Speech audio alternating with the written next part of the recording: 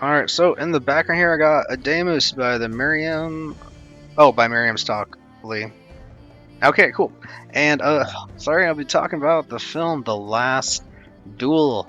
Alright, so this film stars Matt Damon, Adam Driver, Jodie Comer, Ben Affleck, Martin, Pasokas, Harriet Walter, Nathaniel Parker, Alex Lothar, Claire Dune, directed by Ridley Scott. Yeah, so if you're like a Ridley Scott fan, this is like to me like middle of the road type of Ridley Scott film. One of his better ones recently, I think. Uh, the Last Duel's critique of systemic misogyny isn't as effective as it might have been, but it remains a well-acted and thought-provoking drama infused with epic grandeur. So that's the critic consensus here on Rotten Tomatoes for the film, of which 85% of them like it. 81% of audiences on this website like it. 4/5. So like across the board, yeah, pretty favorable film for most. Yeah. So the premise for this film. Oh, that's a long premise here.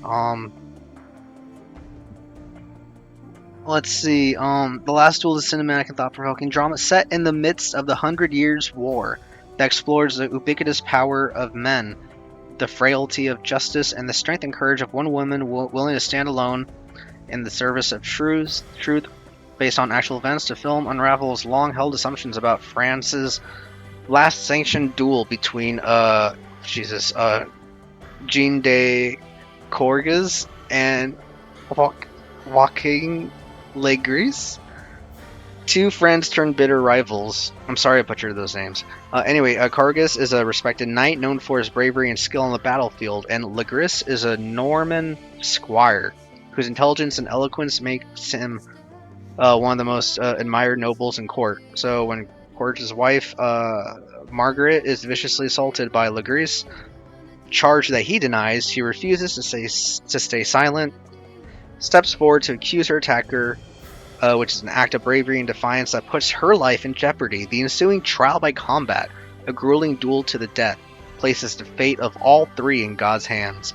Oh, that's a really dramatic way to end that premise, but yeah. So this film does explore sort of the role and power that women could have, like in this time period. It is obviously like a sort of medieval type of piece from a medieval period piece from the Hundred Years' War, and by Ridley Scott. He made Gladiator. I mean, he likes making these epic sort of stories with a lot of action set in like older times. This is no different, but there are a few differences, and those differences are pretty significant.